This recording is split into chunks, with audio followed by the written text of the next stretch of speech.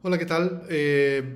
Con la clase de hoy vamos a continuar el recorrido que empezamos la clase pasada por el tema de las revoluciones. En la anterior, de la mano de los textos de los federalistas y algunas referencias a los antifederalistas, nos ocupamos del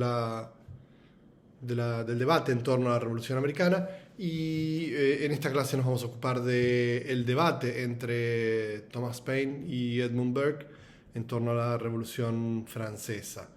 Así que comencemos con la introducción al debate entre estos dos autores, eh, en el que, al igual que la clase anterior, no vamos a tomar como vía de entrada la obra de un autor, sino un debate entre posiciones contrapuestas. ¿Sí? Un debate, una contraposición de ideas.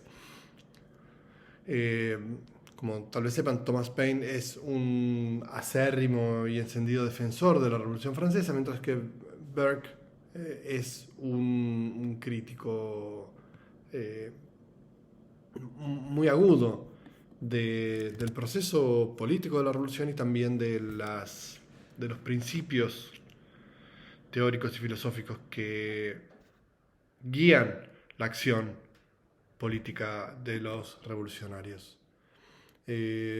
Como de costumbre, nuestro foco, siendo que somos una materia de teoría política, no va a estar puesta en los acontecimientos de la revolución, sino más bien en el modo en el que estos dos autores ponen en juego argumentos, valores y principios políticos para tomar partido, ya sea en contra o a favor. Así que pongámonos en tema y entremos en la cuestión de la Revolución Francesa. Eh, Algo que vamos a tener siempre presente, aunque no lo tratemos explícitamente, es que en la era de las revoluciones lo que irrumpe en el mundo y también en el mundo de las ideas es un nuevo repertorio conceptual para la política y para el pensamiento político. Y ese repertorio es en gran medida el nuestro. Lo que quiero decir es que con estos autores vamos a empezar a movernos en un mundo discursivo, en un mundo de ideas y conceptos que nos va a resultar bastante más familiar que el que veíamos, que el que hemos visto hasta ahora. Por dar un solo ejemplo sobre el que vamos a hablar más adelante, uno podría adscribir a este debate entre Paine y Burke algo así como la primera formulación arquetípica de lo que en la política occidental, al menos, de ahí en adelante, se llamó izquierda y derecha. Eh,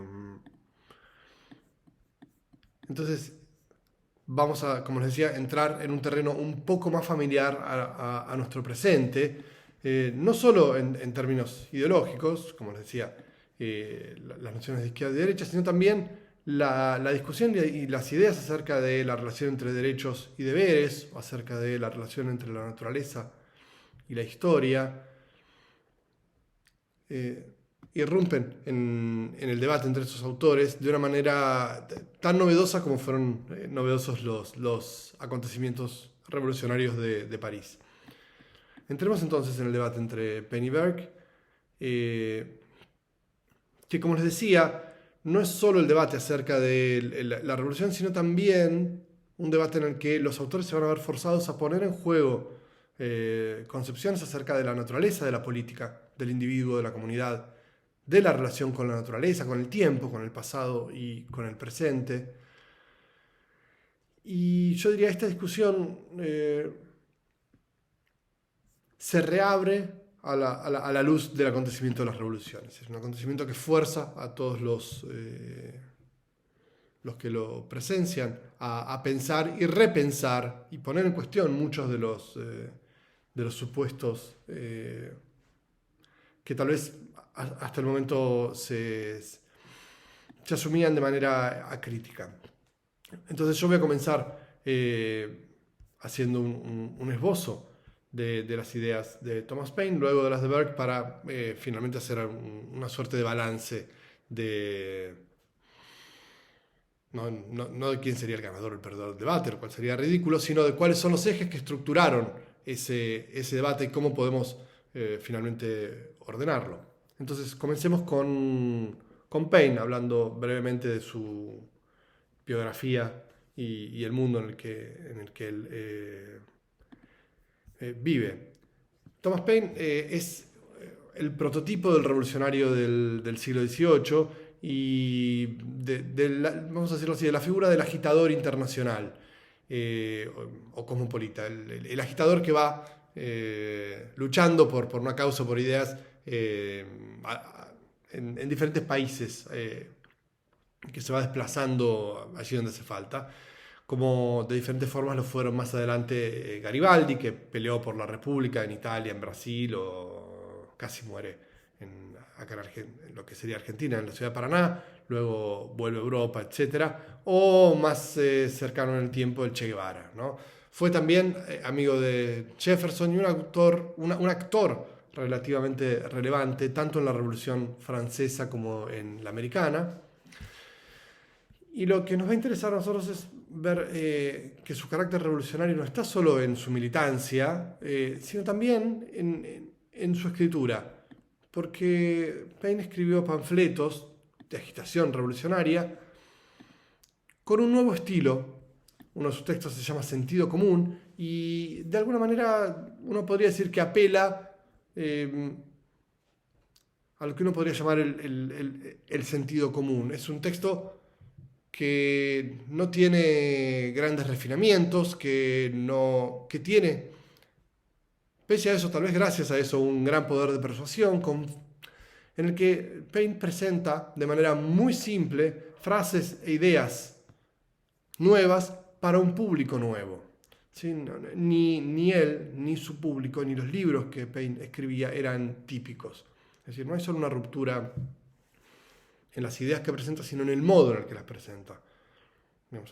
Cuando lean luego a Burke van a ver que hay muchísimos barroquismos y una escritura mucho más refinada en la obra de Burke que en Paine no está. A Paine le interesa ser persuasivo a través de ideas muy simples para un público que en muchos casos no era un público especialmente letrado.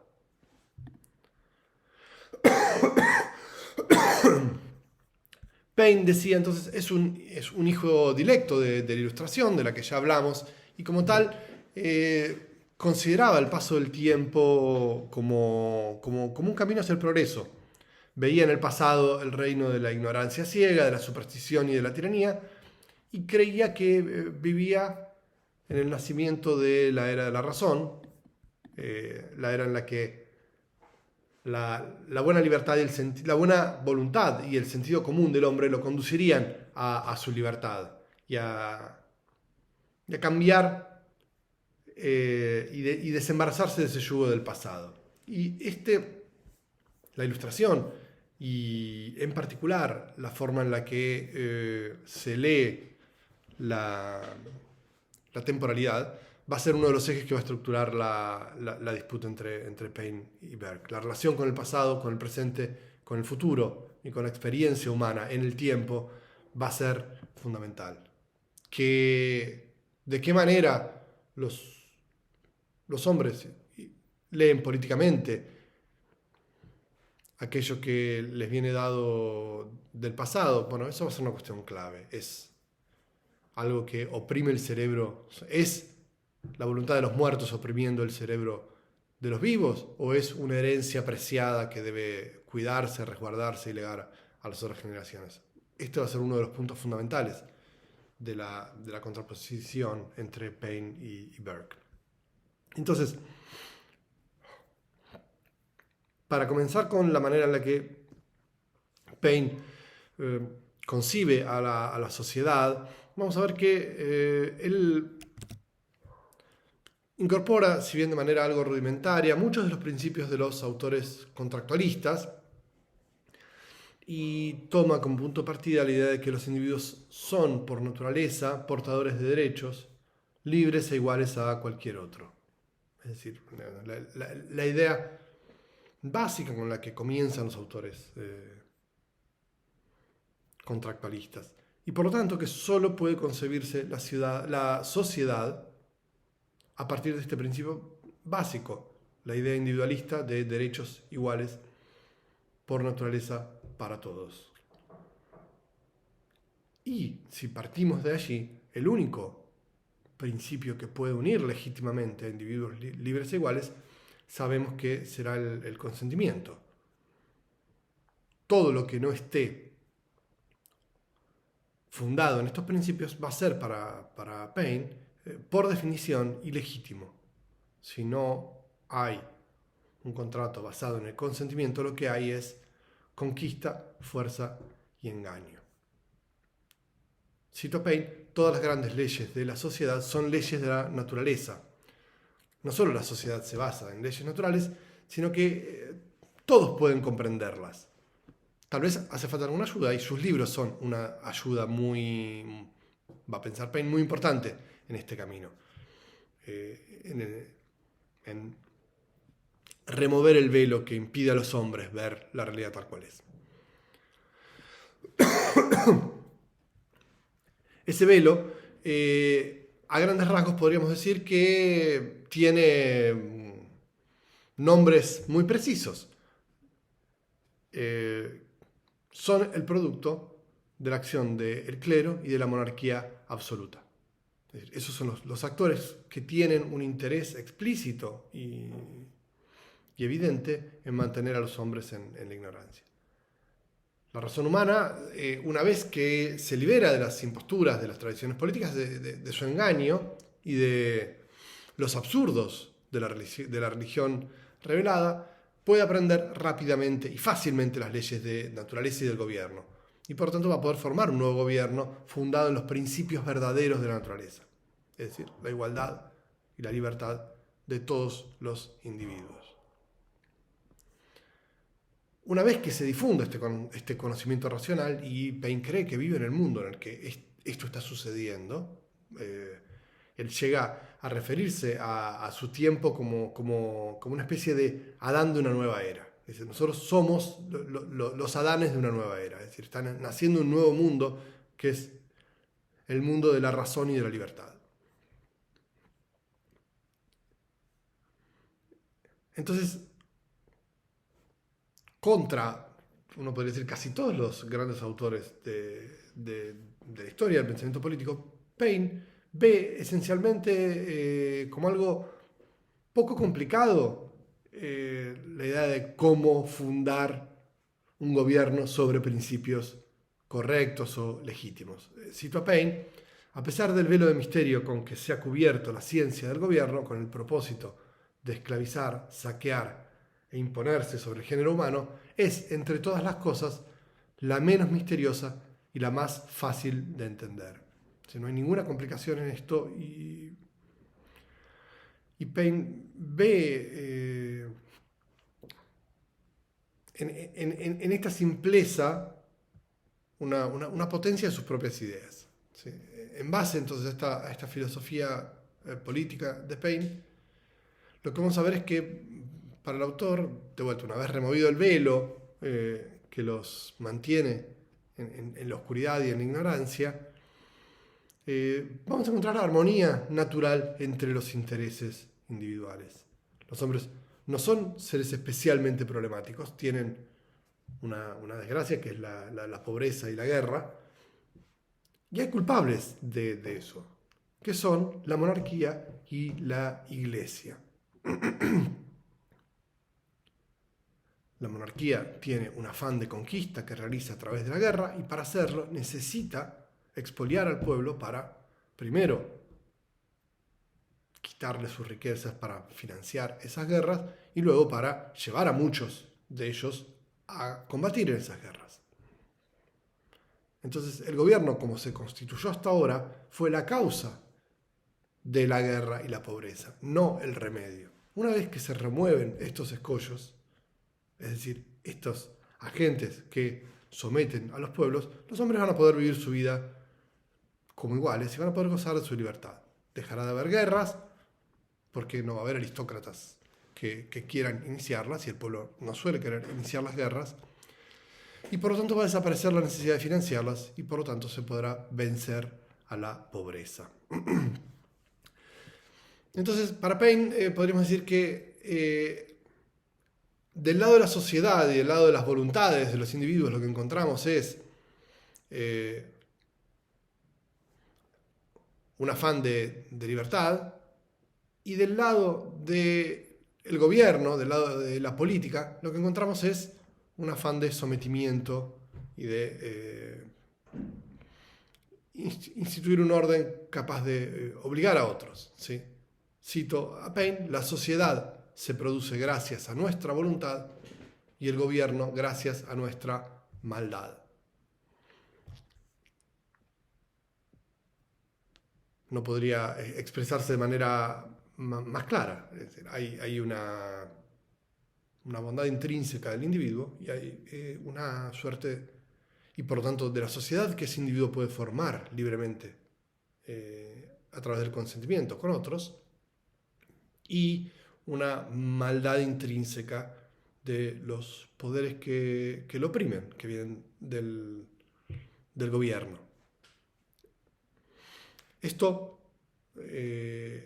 adelanto, no va a llevar, no convierte a Paine en un anarquista. No va a pensar que tenemos que abolir el gobierno, sino restablecerlo sobre nuevas bases. Para entender esto tenemos que entender cómo ve esta interacción entre sociedad y gobierno Paine.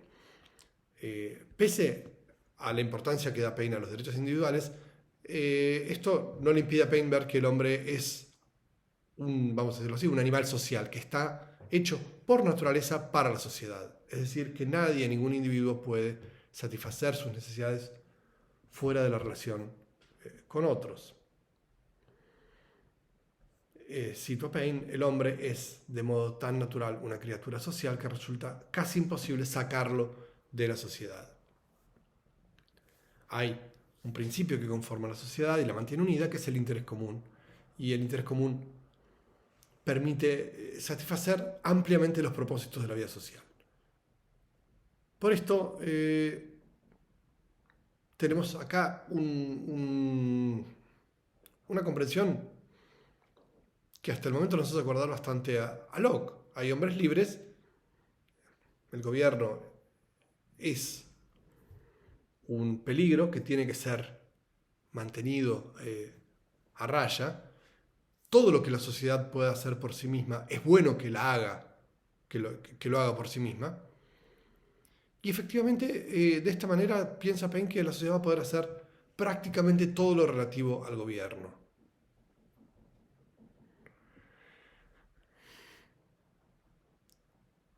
Lo único que se le debería pedir al gobierno es, cito, ayudar en aquellos cuantos casos en que la sociedad y la civilización no sean lo bastante competentes. Es decir, hay solo unos pocos casos, que ahora vamos a ver cuáles son, en los que, aunque los derechos sean individuales, los individuos no pueden satisfacerlos de manera individual. Necesitan que esos derechos individuales sean satisfechos de manera colectiva. Entonces, veamos la cuestión del gobierno. Primero, la crítica a los gobiernos hereditarios, es decir, a la monarquía, y luego la comprensión que tiene Paine de un gobierno fundado sobre principios correctos. Que, como decíamos, no es algo complicado. Cito a Paine: el simple acto de formar un gobierno sobre los principios de la sociedad y los derechos del hombre basta para conjurar todas las dificultades. Ahora, ¿qué es formar un gobierno sobre los derechos del hombre? Bueno, fundamentalmente, deducir plenamente todas las instituciones civiles de los derechos naturales de cada individuo. Los derechos, de vuelta, y esto va a aparecer una y otra vez, son la piedra angular de toda la teoría de Paine. Y acá es donde vemos uno de esos elementos que yo decía que nos resultan más familiares que los de autores previos. También nosotros, cuando hablamos de política, en una enorme medida la formulamos en términos de derechos. Es muy difícil que pensemos en una acción política sin que esta se formule y se vuelva concreta de otra manera que a través del lenguaje de los derechos.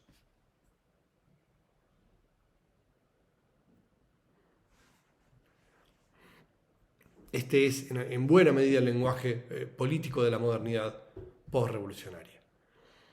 Y en esta transformación, Paine constituye un pasaje fundamental.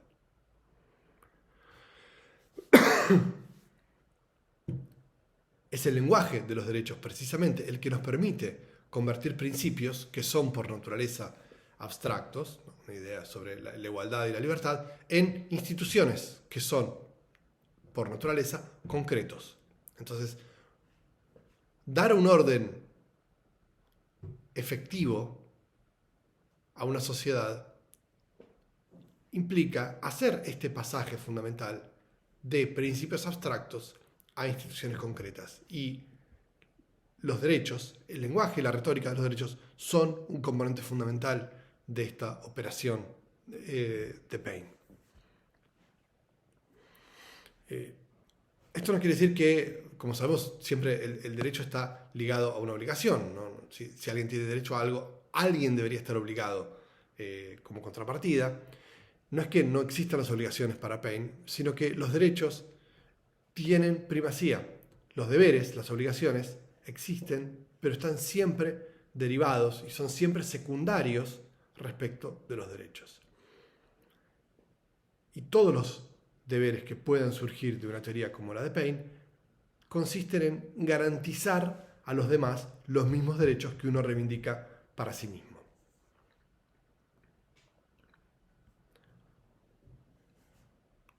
Si ustedes recuerdan la teoría de la justicia de Rawls, supone en sus principios algo muy parecido: garantizar el máximo de derechos posibles que sea compatible con el goce de esos mismos derechos por todos los demás.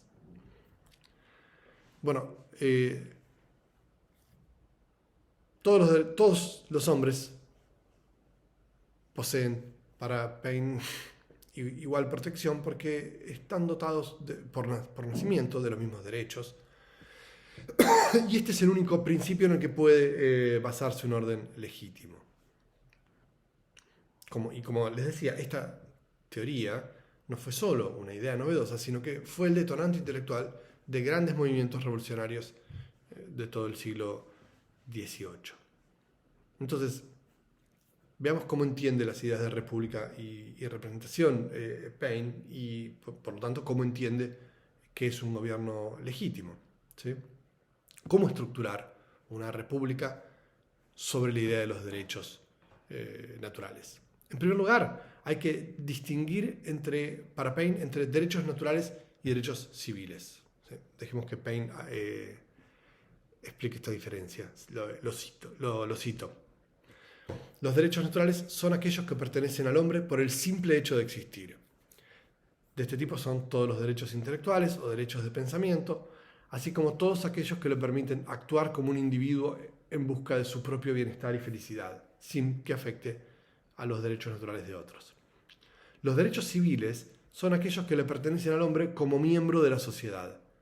Detrás de cada derecho civil hay algún derecho natural que le precede en el individuo, pero para cuyo disfrute no siempre basta el poder individual. De este tipo son los derechos de seguridad y protección. Entonces aquí vemos la diferencia entre el derecho natural y derecho civil. También la justificación de la existencia de la sociedad y de la necesidad de un gobierno, porque si no, no entenderíamos por qué esta teoría nos podría conducir a la necesidad de un gobierno. Lo que Paine nos dice es que hay derechos naturales para los que el individuo es plenamente autosuficiente, y ahí el gobierno no hace falta para pensar libremente, para practicar una religión, etc. Pero hay otros igualmente naturales en los cuales, aunque el derecho sea perfecto en el individuo, la capacidad de ejecutarlo es deficiente. Estos derechos, cito a Paine, los deposita el hombre en la sociedad, y para concretizarlos requiere de la existencia de un gobierno.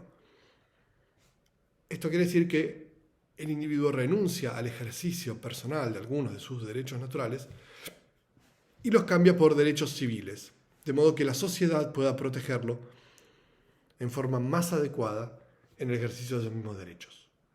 Es decir, hay un problema de eficacia. Los derechos son individuales, pero para que se puedan hacer efectivos, tienen que ser ejecutados por la sociedad a través del gobierno. Por lo tanto, tenemos un razonamiento que está completamente dentro del esquema de los teóricos del derecho natural. Ahora bien, pese a esto, es importante tener en cuenta que para Paine no hay un pacto entre el pueblo y los gobernantes, como es en muchos otros autores, sino un acto contractual al que los mismos individuos, cada uno por sus personales y soberanos derechos, cito, ingresan como parte de un compromiso recíproco a fin de producir un gobierno. ¿Por qué me interesa ser preciso en esto? Porque ese es el único modo en el cual los gobiernos pueden adquirir el derecho de existir y el único principio mediante el cual tienen una existencia legítima. Cualquier gobierno, insisto, que no está basado en estos principios es por definición ilegítimo. Lo que crea este pacto no es un gobierno todavía, un gobierno soberano, sino una nación soberana.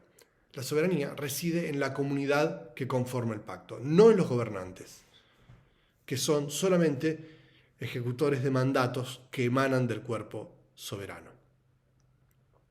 ¿Sí? Si yo decía hace un ratito que que estábamos muy cerca de Locke en la manera en la que se entendía la limitación del gobierno, acá, es decir, de una doctrina más arquetípicamente liberal, en este punto estamos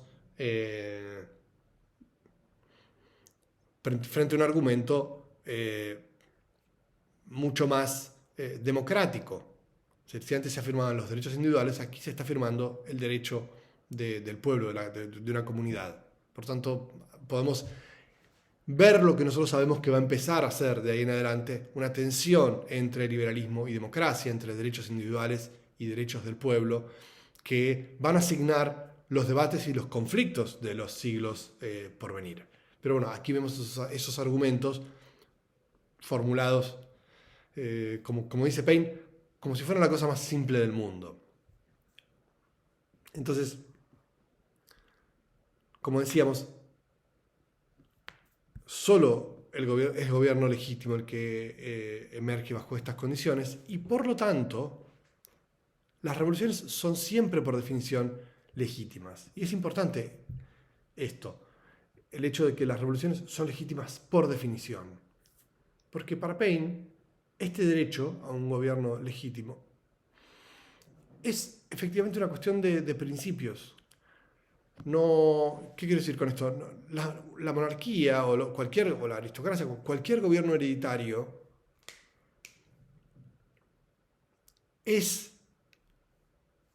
no es un gobierno que hay que observar si comete crímenes o no. Su existencia misma es un crimen. Son todos malos por definición. El solo hecho de existir supone que se están poniendo en juego principios, la legitimidad de la herencia, la fundamentación divina de la autoridad, todos argumentos que violan los derechos naturales. Es decir, su propia existencia es una violación de derechos fundamentales de los individuos.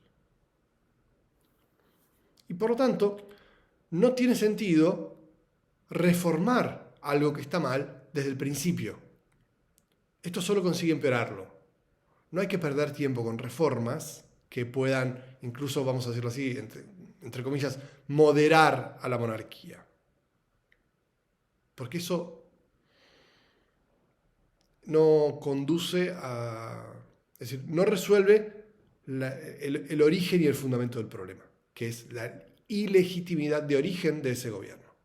Eso solo puede resolverse tirando abajo el gobierno por vías revolucionarias y estableciendo un nuevo gobierno sobre principios adecuados. El gobierno entonces debe ser un agente del pueblo que forma la nación. Y la única soberanía que puede reconocerse entonces es la soberanía popular.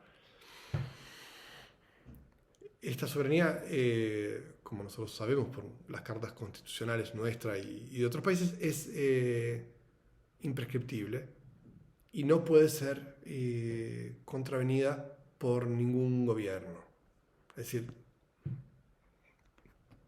todas las formas de gobierno, al menos allí donde no es posible la democracia directa, y Paine no se hace, en un contexto moderno, no se hace ninguna esperanza respecto de la democracia directa, no la considera como algo relevante o digno de ser considerado como una posibilidad real en el mundo del siglo XVIII. Decíamos entonces,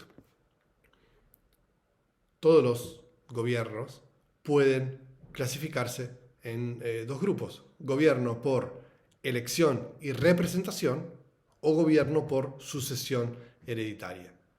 Es decir, monarquía y aristocracia son gobiernos hereditarios, una combinación entre monarquía y aristocracia, que es lo que prevalecía en casi toda Europa en el siglo XVIII, y por otro lado, gobiernos republicanos y representativos. Para Paine, cito, todos los gobiernos hereditarios son por naturaleza tiranías. Entonces no tenemos, de vuelta, abandonamos la distinción clásica entre monarquía y tiranía, o entre aristocracia y oligarquía, reconociendo, digamos, la posibilidad de que el gobierno de uno o el gobierno de pocos sea bueno o malo, o se ejerza en favor del pueblo o en favor propio, sino que Paine niega la posibilidad de establecer esta distinción.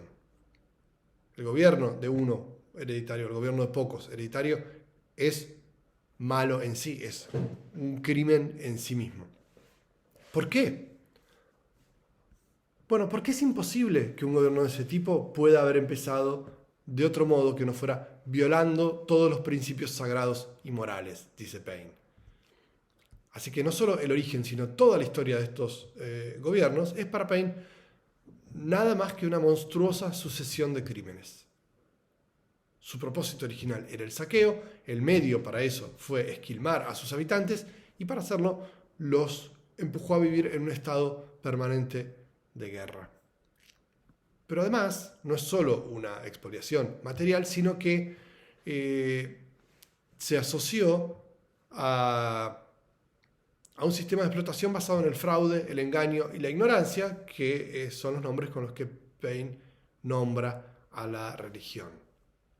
Por lo tanto, podemos ver que, insisto en esto porque Paine es muy taxativo al respecto, en que no se trata de la de Paine no es una acusación a los gobiernos, a la monarquía, de que comete crímenes. Porque esa acusación podría ser desmentida simplemente diciendo, bueno, esta monarquía no comete crímenes, y eso invalida el argumento. El argumento de Paine es otro. La monarquía no comete crímenes. La monarquía es un crimen en sí misma. Los gobiernos hereditarios no tienen derecho a existir, y esto para Paine, cito, es más claro que un teorema de Euclides. Retengo esto porque eso va a ser importante para ver esta importancia de la legitimación de los argumentos por vía de la geometría o de la matemática o del conocimiento racional en general. Entonces es evidente que solo el gobierno representativo puede hacer efectivo el autogobierno, y para eso es necesaria una representación amplia e igualitaria que haga valer los derechos naturales de los individuos. Esto, para Paine, de nuevo, es axiomático. Esta conexión entre naturaleza y política, entre derechos naturales y orden político legítimo, es el eje de la resolución del problema de la legitimidad del gobierno. Es decir, para Paine, si pensamos cómo se resuelve la pregunta ¿por qué este gobierno es legítimo? ¿Por qué este gobierno es ilegítimo? Lo que encontramos es la postulación de una conexión entre naturaleza y política, entre una manera de entender la naturaleza y los derechos que los hombres poseen por naturaleza, y una manera de entender la política. es decir, como aquella que respeta esos derechos naturales, que no los viola. Vamos a ver cómo en Berg la legitimidad política no está vinculada, como en Paine, a la naturaleza en sentido estricto, sino a la historia.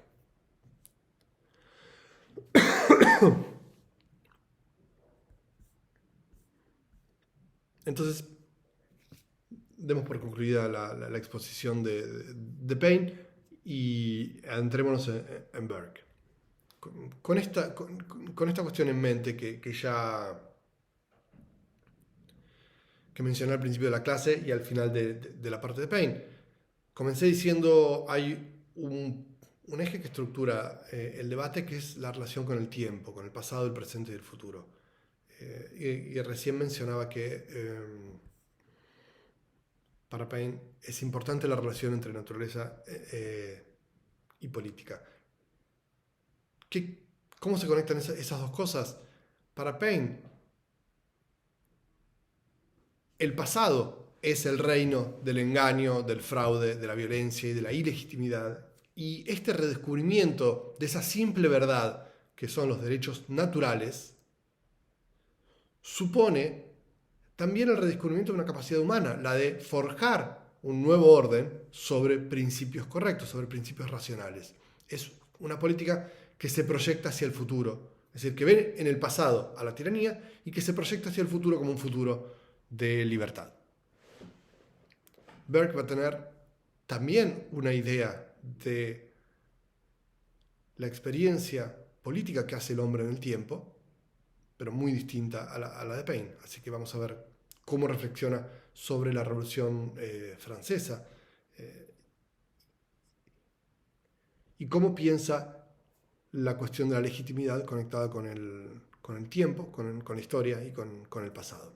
Pero antes de eso, describamos brevemente al personaje. Berg es un hombre político cuyo origen no se encuentra, como uno esperaría en un autor conservador, en los Tories, que son el partido históricamente conservador, sino, que lo son aún hoy en Inglaterra, sino en los Whigs, es decir, algo más reformista. ¿Sí? Si a grandes rasgos en esa época los Tories defendían la monarquía absoluta y la alianza con la Iglesia, los Tories, decía los Whigs, son partidarios de una monarquía parlamentaria y un partido más abierto a la posibilidad de reformas. Ahora, ¿por qué Berg, que durante décadas es un miembro del Parlamento, con larga militancia en las filas Whigs, se inclina por posiciones más conservadoras? Bueno, la Revolución Francesa. Y no solo la Revolución Francesa, es decir, la Revolución en Francia, sino los intentos de replicar esa experiencia política en Inglaterra.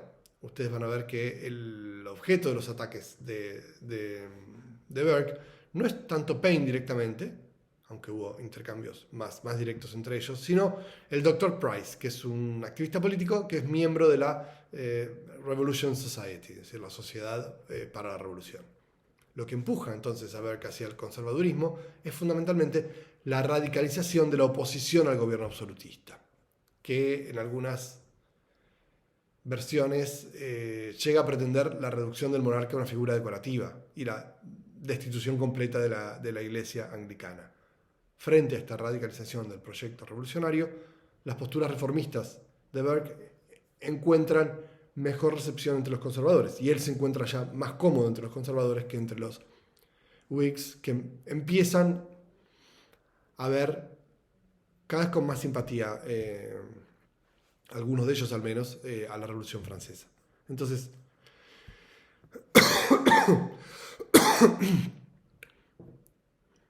yendo ahora a los escritos de Berg, podemos decir que se opone casi término a término con Paine. Si Paine va a reivindicar y justificar en la teoría y en la práctica los principios revolucionarios, Berg los va a atacar con ferocidad, no solo por el efecto que tienen en Francia, sino, como decía, por el riesgo de contagio en Inglaterra.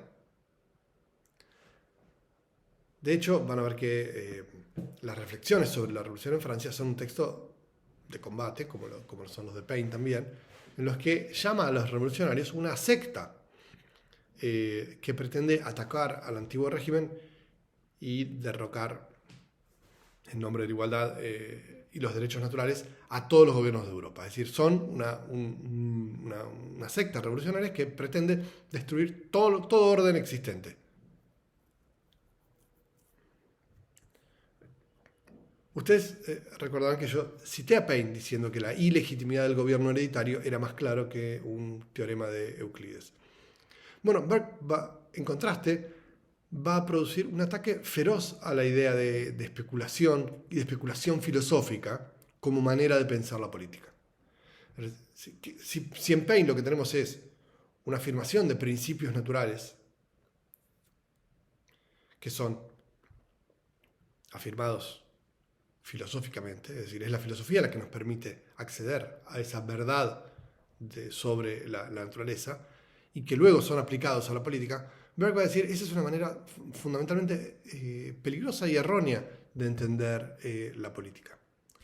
Contra la idea de la especulación filosófica, que es uno de sus principales enemigos, él va a afirmar que en política la más falaz de todas las cosas es la demostración geométrica. Pero esto no es un hecho anecdótico, sino que revela una actitud frente a las transformaciones en curso, es decir, a la ilustración básicamente. Mientras Paine tenía una enorme fe en la ciencia, en la razón humana, como principios liberadores que reordenarían el mundo, Burke va a pensar el problema de una forma diametralmente opuesta. Él va a decir, el espíritu científico, la razón, son sospechosas a la hora de ordenar la vida política. Las sociedades son cuerpos profundamente complejos y densos. Y la densidad de esta historia, de esta sociedad, de la historia que conforma esta sociedad, es una trama fundamentalmente afectiva que une a los hombres entre sí y que los une también y los conecta con su pasado y con su futuro. No tenemos que entender a las sociedades bajo el modelo de la geometría para referir a Paine y por qué no también a Spinoza. Tenemos que entender que una sociedad es algo distinto, es fundamentalmente un cuerpo afectivo y por lo tanto una trama muy densa, muy compleja, que no se deja atravesar con tanta facilidad, al menos por líneas rectas, por ideas simples y axiomáticas sobre su naturaleza.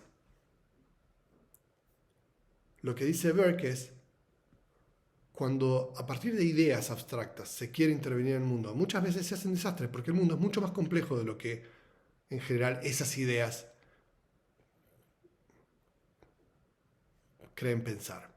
Lo que los revolucionarios como Paine hacen y lo que quieren hacer cuando quieren hacer intervenir estas ideas, los derechos naturales, los derechos humanos, en sociedades realmente existentes, es romper el lazo social mismo, romper todos los modos en los que la sociedad efectivamente se constituyó a sí misma, la conexión con su historia y aún la proyección hacia el futuro, el modo en el que los hombres pueden reconocerse en una identidad común, en un lenguaje, en una tradición, en costumbres, en una moralidad. Es decir, hay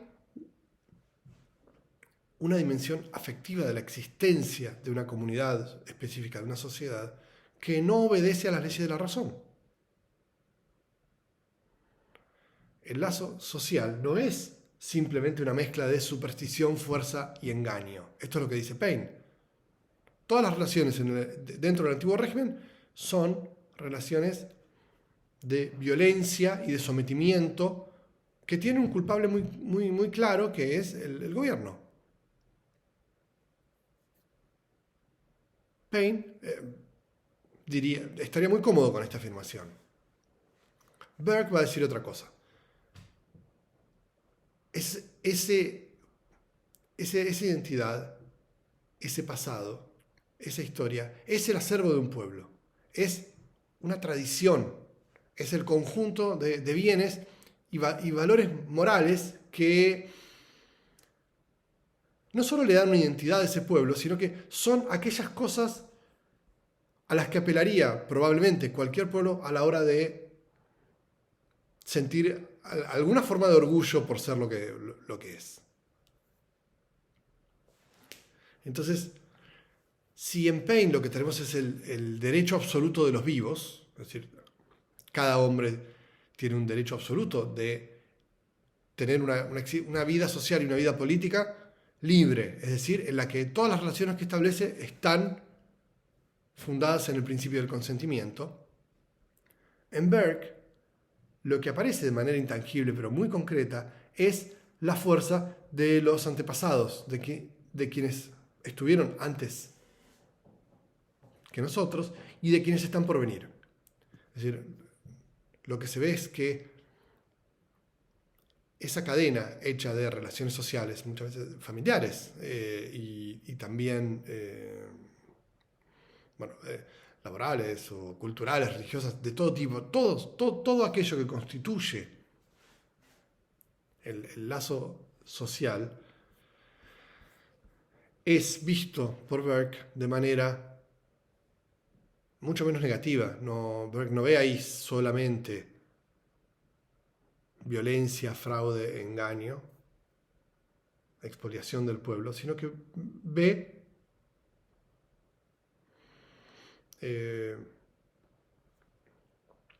un tesoro, ve en ese pasado, en esa historia, el pasado no es simplemente aquello que sucedió y ya se fue, es aquello que dio forma y que nos legó el mundo en el que vivimos. Para Burke hay y debemos encontrar ahí algo muy valioso. Para Paine, y hay mucho que perdemos rompiendo lazos con aquello, con ese pasado, y con nuestros semejantes también, ¿no? Es decir, hacer una sociedad de individuos libres es también hacer una sociedad en la que el peso comunitario va a ser mucho menor.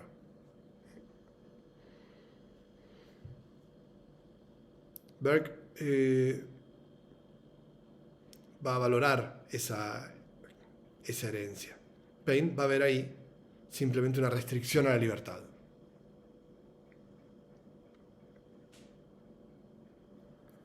Y Burke probablemente no tendría demasiadas dificultades en aceptar esto.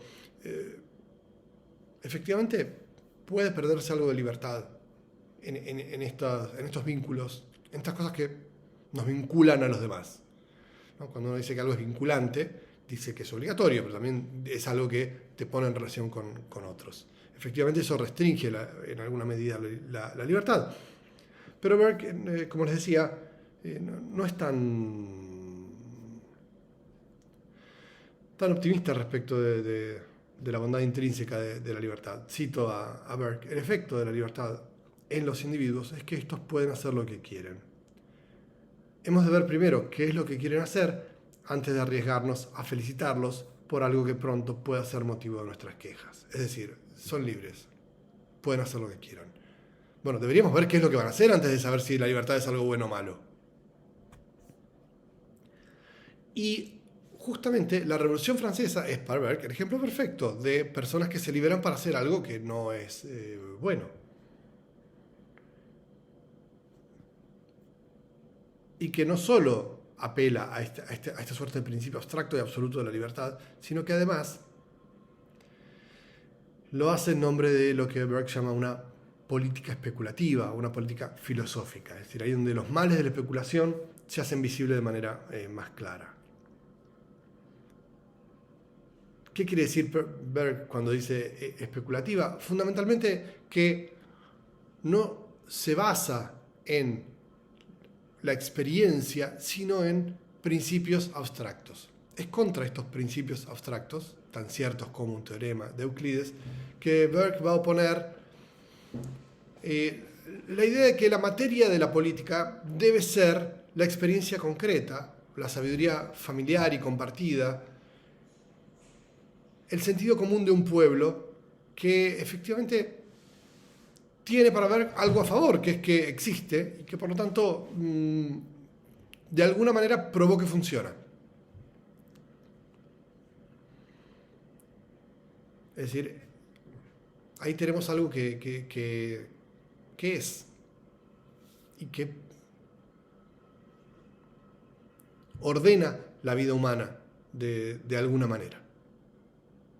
Antes de arriesgarnos a destruir ese orden, en nombre no sabemos de qué, deberíamos tratar de ver si no hay algo de valioso en la manera en la que la inteligencia de infinidad de hombres vivos y también de sus antepasados fueron creando los modos en los que hoy ordenamos y generamos nuestra vida individual y nuestra vida en común.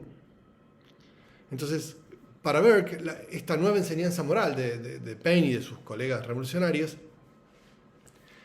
es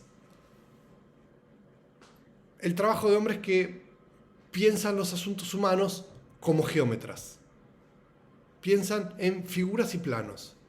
Y este es un cambio fundamental de abordaje práctico, o mejor dicho, es un cambio fundamental, porque el abordaje de la revolución no es un abordaje práctico, como que esto es lo que quería decir, sino un abordaje teórico.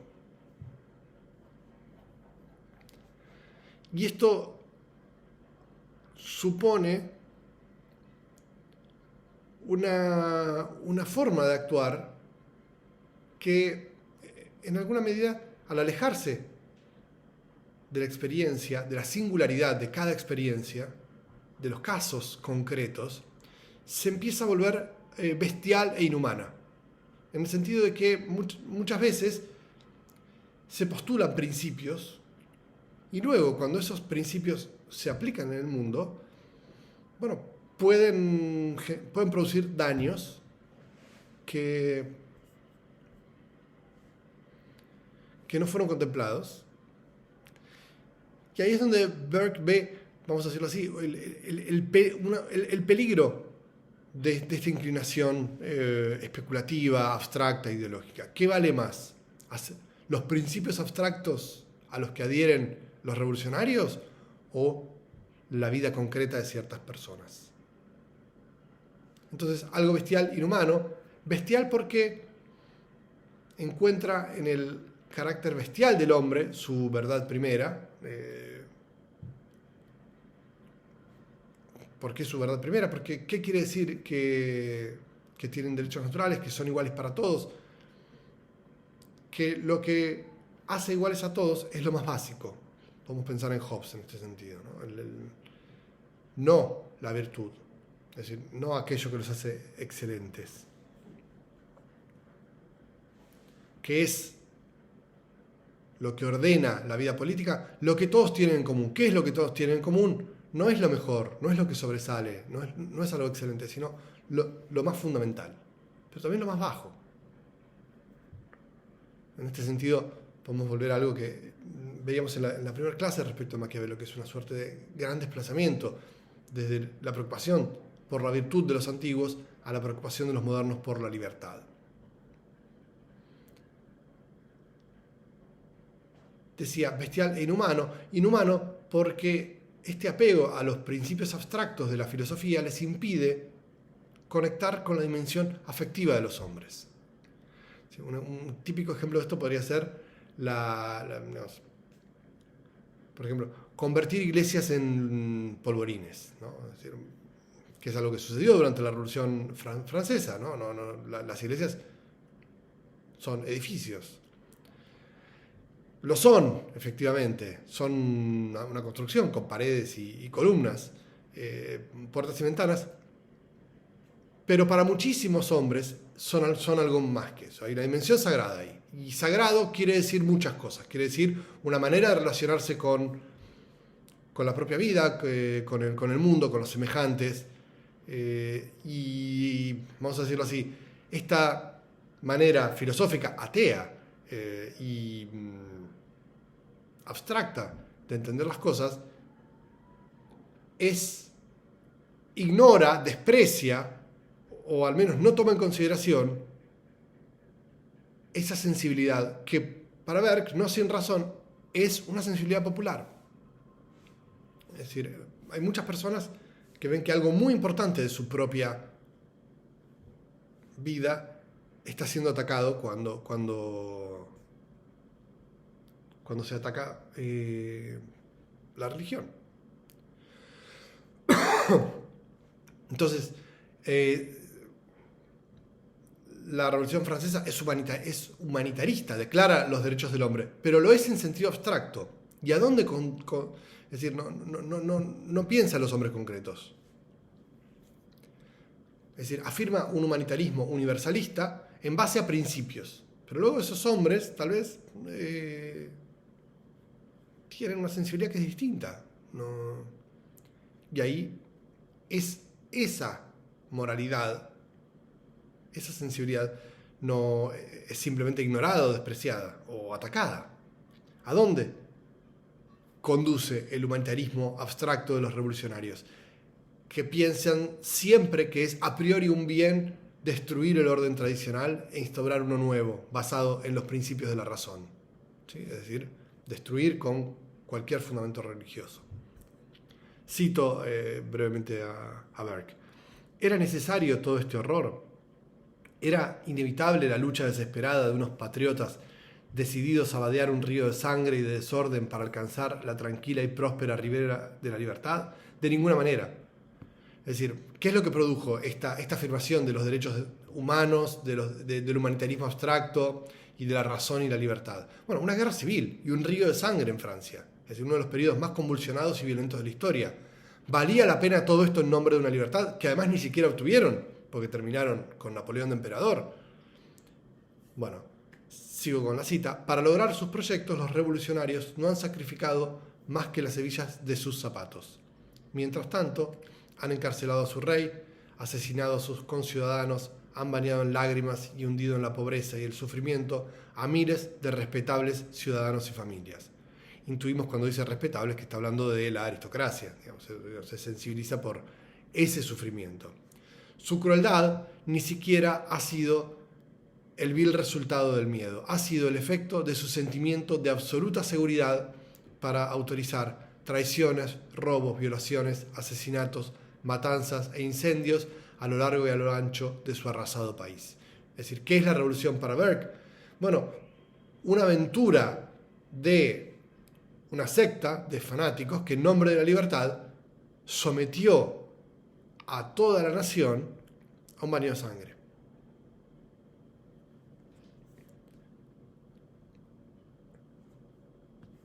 ¿Por qué? Porque actuaron. ¿Qué quiere decir? Actuaron con dogmatismo y no atendiendo a la experiencia concreta. ¿Qué quiere decir política especulativa? Esto, dogmatismo. Actuar de acuerdo con principios que se asumen como verdaderos y, vamos a decirlo así, hacer tierra arrasada con el antiguo régimen. Estos principios racionales abstractos, cuando son llevados imprudentemente a la práctica, pueden resultar entonces mucho más dañinos que liberadores. Por eso, contra las aventuras de una revolución hecha por filósofos especuladores, Burke pone en el centro de su pensamiento la práctica, el rechazo de la especulación y, por lo tanto, la prudencia.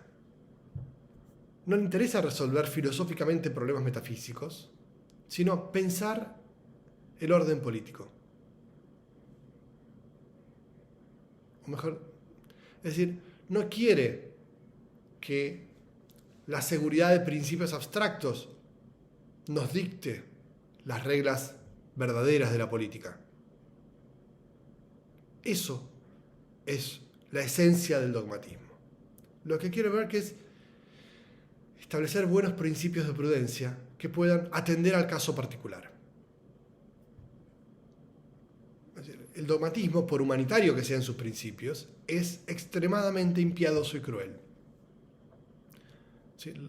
Y de hecho, los derechos universales del hombre condujeron a Francia a una carnicería Y en contraste, los derechos de los ingleses, que no son universales, que no se fundan en abstracciones filosóficas, racionales, sobre los principios naturales, sobre el hombre natural, sino que se fundan sobre la historia y la práctica de los ingleses. Bueno, esos derechos de los ingleses le dan a todos los ingleses, dice Burke, una libertad que los franceses no podrían ni soñar.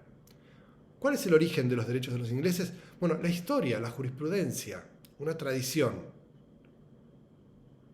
algo que se inscribe en el tiempo, que se acumula en el tiempo y que no es pura maldad y sometimiento y engaño. Para ver que entonces la teoría no solo es insuficiente como guía para la práctica, sino que es peligrosísima. Porque la práctica, de hecho, se ocupa de lo particular y lo cambiante, mientras que la teoría se ocupa de lo universal y lo incambiable. Si Euclides descubrió ciertas reglas de la geometría y eran válidas en Grecia y fueron válidas en el medioevo y fueron válidas en la era de las revoluciones y en el Renacimiento y son válidas hoy.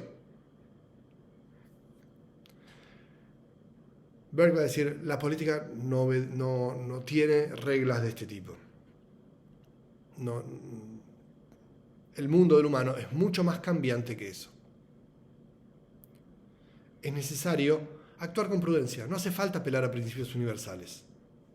Podemos actuar con prudencia atendiendo al caso particular. Construir una comunidad, una Commonwealth. Un Commonwealth se traduce literalmente como un bien común. Lo que hay en esa identidad, en esos lazos afectivos que fueron forjados a través de la historia y que forman una comunidad y una identidad, es un bien. Hay un bien común ahí. Y esto requiere de una ciencia experimental, no una ciencia axiomática, no un pensamiento a priori. Recuerden que Paine decía, la existencia de la monarquía es a priori un mal. Burke va a decir, bueno, hay un problema profundo con pensar de esa manera, con aproximarse de esa manera a los asuntos humanos. Vamos a decirlo de otra manera, y acá estas no son las palabras de Burke, evidentemente, tengamos un poco más de respeto por la inteligencia, por el ingenio y por las capacidades y la creatividad de innumerables generaciones de hombres. No tengamos la soberbia de pensar que hoy nos emancipamos, que hoy nos ha sido revelada la verdad de la razón y que podemos deshacernos de todo el pasado. Hay, desde la perspectiva de Burke, obviamente, una inmensa soberbia en Paine, no en la persona, sino en el modo de pensar los asuntos humanos que tiene Paine. Somos el nuevo Adán de la era de la razón, de la era de la revolución. Nace un nuevo mundo. Bueno, ahí hay una estimación de las propias capacidades y de los antepasados que Burke va a poner en duda. Burke va a ser mucho más humilde, mucho más reverente con esa inteligencia del pasado. No porque piense que no hay nada que reformar, pero sí porque piensa que esa reforma tiene que ser mucho más prudente. Tiene que dialogar con esa inteligencia del pasado. Porque en el pasado efectivamente hubo una inteligencia. Entonces, cito a Burke al respecto, cuando estos derechos metafísicos entran en la vida ordinaria como rayos de luz que penetran en un medio denso, son, por ley natural, refractados y desviados de su línea recta.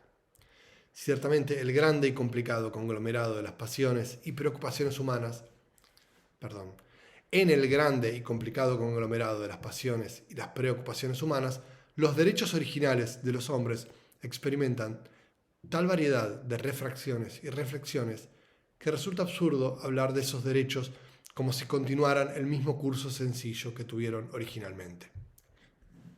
Ver que entonces, contra los filósofos parisinos, contra los iniciadores de una nueva moralidad, de esos audaces experimentos en moralidad que derivaron en una revolución que él desprecia, contra esos, defiende un acercamiento mucho más prudente y mucho más humilde a la complejidad de la vida humana. ¿Sí? Despreciaba la filosofía que pretendía haber hecho, cito, descubrimientos en la tierra austral de la moralidad. ¿Sí? Despreciaba la idea de que cualquier innovación era por principio buena y que en consecuencia todo lo que venía del pasado era una opresión y un mal a ser eliminado.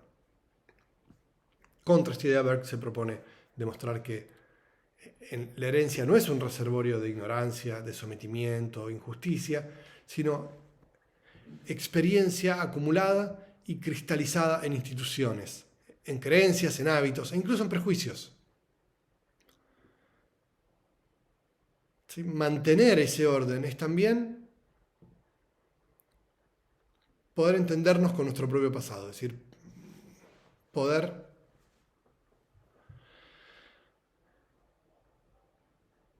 saber que, por dar solo un ejemplo, le cantamos a nuestros hijos las mismas canciones de cuna que nuestros bisabuelos le cantaban a nuestros abuelos. Es decir, mantener esa posibilidad de comunicarnos con nuestra historia es algo para Burke valioso. Y esto, como les decía, es una experiencia y una sabiduría acumulada en instituciones, creencias, hábitos, maneras de ser. Cada pueblo puede reconocer una manera de ser que le es propia. Y en la que hay, de alguna manera, inscripta una idea sobre lo que es una buena vida. No solo sobre la vida, sino sobre una vida buena.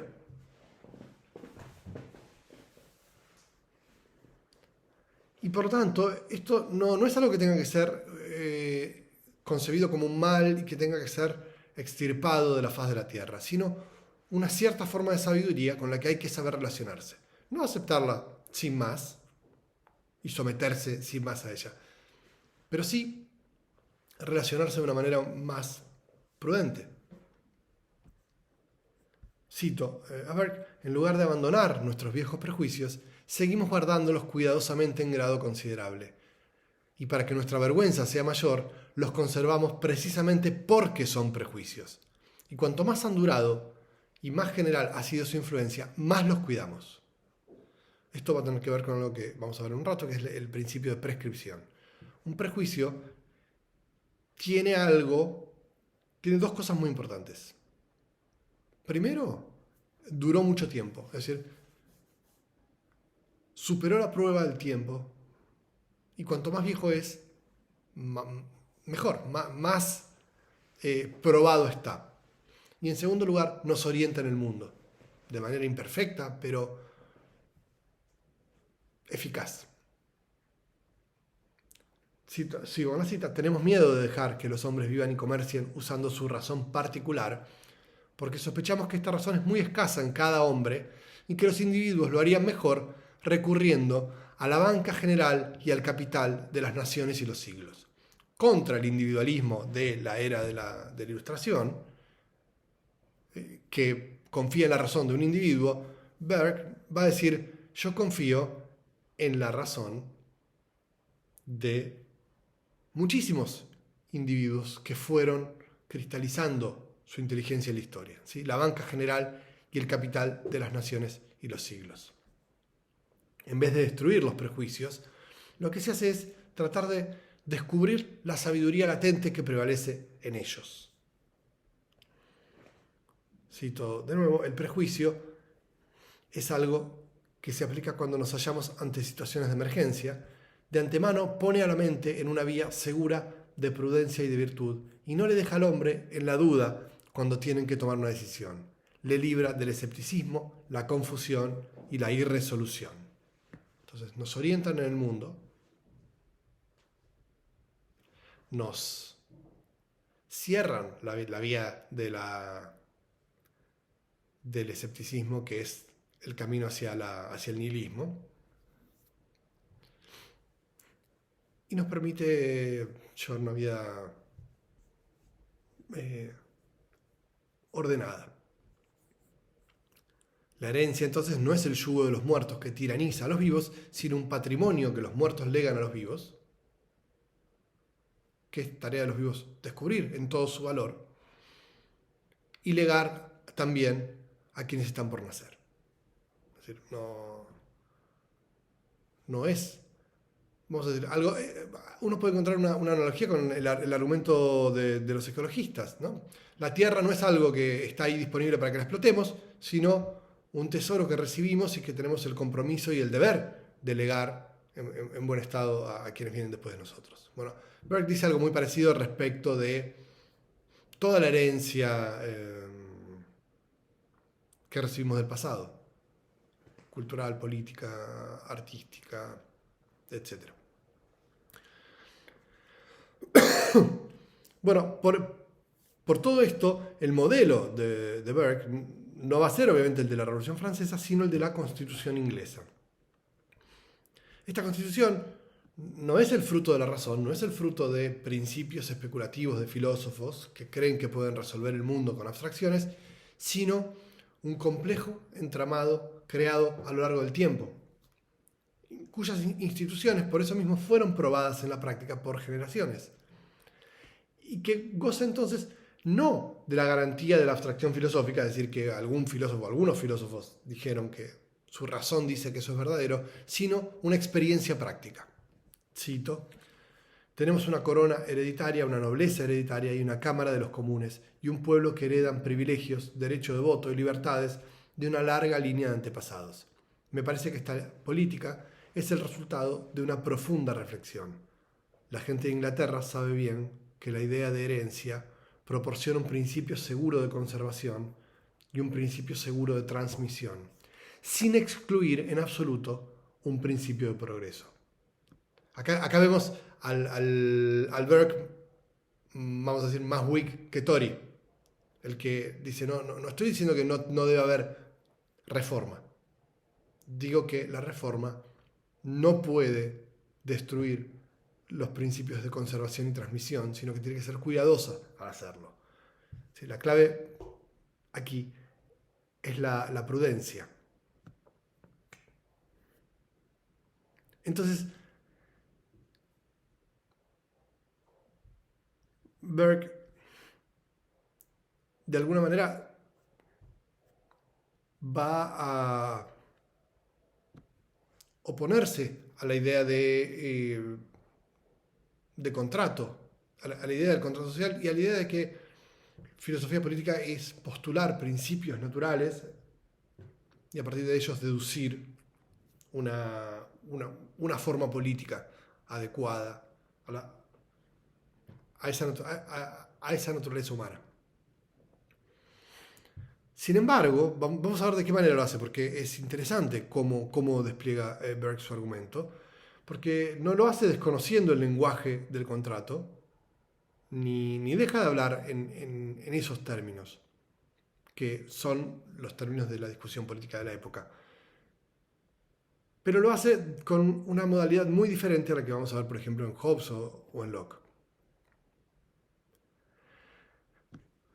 Lo que hace Burke no es descartar la idea de contrato, sino modificarla completamente. Tanto la idea de igualdad natural como la de consentimiento se articulan de una manera completamente distinta. Respecto a la igualdad y de la democracia, Burke la descarta como gobierno posible. Cito: el pueblo no puede gobernar, es el elemento pasivo en contraste con los hombres activos del Estado, que son los dirigentes. Es decir, que si para Paine los derechos naturales iguales de cada individuo hacen que por naturaleza solo sea legítimo el gobierno democrático, para Burke también por naturaleza algunos hombres son capaces de gobernarse a sí mismos y otros no lo son. Cito a Burke: una democracia perfecta es la cosa más desvergonzada del mundo. Entonces, ¿cómo se resignifica la idea de contrato? Bueno, lo que hace Burke con el corazón de la idea de contrato, que es la de consentimiento de un individuo con autonomía racional y moral, es no oponerse a esa idea, sino extenderla. No se trata de un consentimiento entre los contratantes, sino un pacto entre las generaciones pasadas, presentes y futuras. Y por lo tanto, un pacto que no puede ser cambiado a voluntad por los vivos. La Constitución, en sentido amplio, es un patrimonio que no es plenamente propio, no le pertenece a los contemporáneos. Y por lo tanto no es una prerrogativa plenamente suya hacer lo que les antoja, lo que se les antoja con él, con ese pasado. Por eso, la actitud de Burke frente a lo recibido hacia el pasado es de gratitud, mientras que la actitud de Paine es de rebelión y rechazo. Burke entonces no dice no debe haber consentimiento, dice ese consentimiento debe incluir a quienes vinieron antes que nosotros y de alguna manera a quienes vendrán.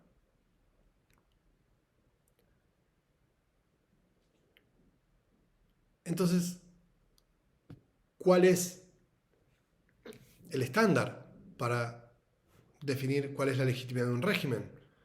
¿Cuál es el principio para distinguir entre un régimen legítimo e ilegítimo según Burke? Según Paine ya lo sabemos, es una idea de naturaleza y de derechos naturales. Burke la atacó profundamente esa idea.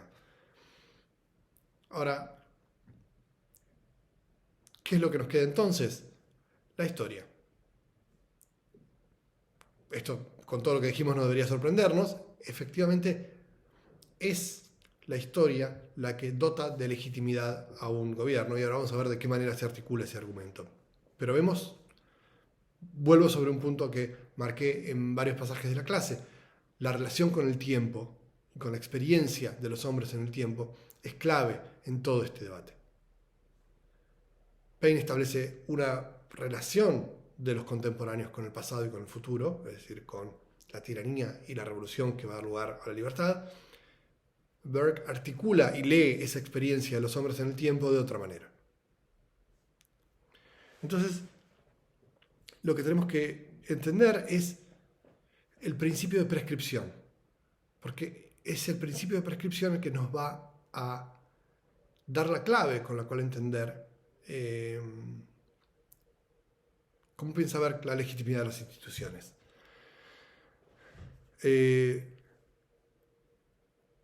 Para Burke, la simple constatación de que un orden permaneció en el tiempo, es decir, que ordenó la vida de varias generaciones, es algo relevante. Si esto sucedió, tenemos la presunción fuerte de su legitimidad. En primer lugar, fue probado por varias generaciones y le dio a todas esas generaciones un orden. Y en segundo lugar, el hecho de que nadie haya contestado exitosamente ese orden funciona para Burke como una suerte de legitimidad pasiva. Los hombres no son solo los contemporáneos los que han dado su consentimiento. A lo largo del tiempo, varias generaciones de hombres dieron su consentimiento a través de su experiencia y sus acciones, de manera suficientemente elocuente. Es decir, varias generaciones vivieron en un orden, el de la Constitución de Inglaterra, por ejemplo. Y esto debe tener algún valor. Ahora, esta superioridad de la prescripción por sobre el contrato se conecta con otra cuestión que es importante para ver, que es la de la superioridad de la costumbre por sobre la ley. Mientras los filósofos piensan que pueden regularlo todos con leyes y fabricar hombres y sociedades a la medida de sus leyes, lo que ignoran es que el verdadero reservorio de una constitución son las costumbres, es decir, el modo de vida de un pueblo. Y estas son mucho más difíciles de modificar que las leyes. Entonces, es mucho más importante concentrarse en cómo vive un pueblo y aceptar y respetar lo que aparece en ese modo de vida, en ese régimen, podríamos decir, que tratar de ordenarlo todo de acuerdo con las ideas abstractas y especulaciones filosóficas. Esta noción de prescripción, entonces, es fundamental porque enlaza la idea de legitimidad a una línea histórica que, cuanto más antigua, más legítima resulta. Esto es exactamente lo contrario de lo que encontramos en Paine. Cuanto más antiguo es el antiguo régimen, más ilegítimo es. Por más tiempo, va a decir Paine, hemos sido gobernados por muertos. Hemos prolongado la cadena de crímenes. Burke va a decir todo lo contrario. Cuanto más larga es esa cadena, mayor es la prueba que ha hecho ese régimen en el tiempo. Y si sigue existiendo, la hizo de manera exitosa. Entonces, el conservadurismo de Burke, y no hay dudas de que es un conservador, se sostiene en el poder moderador que ejerce en el pasado y el futuro. ¿Sí? Porque, vamos a decirlo así, vinculan a los hombres de vuelta, en el sentido de que los conectan y en el sentido de que restringen su libertad. Es decir, los conectan con la historia, con el porvenir, impiden que los vivos dispongan del régimen como soberanos absolutos. ¿Sí? El régimen, la Constitución, no es un objeto a disposición para ser modificado a voluntad por los revolucionarios o para ser reinventado en base a especulaciones filosóficas de una secta de iluminados. Romper los lazos con el pasado, romper los lazos con la propia historia, con el sentido compartido del mundo, con la sabiduría que proviene de ese pasado, es hacerse un daño enorme. Ahora, todo esto que describimos, todos estos lazos, el sentido del mundo, la propia historia, no son algo racional, no son algo que obedezca a los principios de Euclides, son afectivos. Entonces, lo que hacemos cuando hacemos eso es romper lo que consideramos que hay de venerable en esa corriente que es la que en última instancia nos dio la vida a todos nosotros, que es nuestra historia, es el lugar del que provenimos. Y es, desde la perspectiva de Burke, casi antinatural rechazarlo completamente, porque, vamos a decirlo así, estamos acá porque esa historia existió, somos los hijos de esa historia, y bueno, es una manera extraña de relacionarse con aquello que a uno le dio la vida, simplemente, no solo en el sentido paterno, ¿no? Digamos, de decir, bueno, honrarás a tu padre y a tu madre. No es solo el principio bíblico, aunque no estaría fuera de lugar recordarlo en este contexto, es mucho más que eso, es una decisión sobre cómo se vincula uno con la corriente de la vida que lo trajo a uno al mundo, por decirlo de alguna manera. Burke, entonces, frente a este asunto, tiene una actitud más humilde y más reverente. No cree que está en posesión de principios verdaderos, sino que cree que puede aprender de lo que hay de sabiduría acumulada en aquella herencia. Entonces, resulta mucho más prudente que tirar todo abajo, porque por principio es criminal la existencia de ese orden, ajustar, corregir, tener, vamos a decirlo así, una relación más prudente y más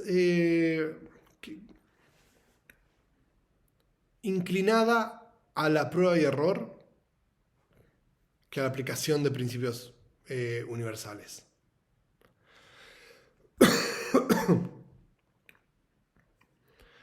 Entonces, como les decía, en Burke es importante la idea de que este orden debe estar abierto a la reforma. Pero estas reformas tienen que hacerse con prudencia, de manera incremental, experimental, incorporando innovaciones en el marco de una continuidad general.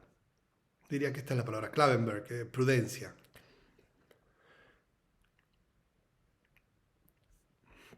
Entonces, para ir cerrando con esto, vamos a tratar de sistematizar el contraste entre uno y otro autor.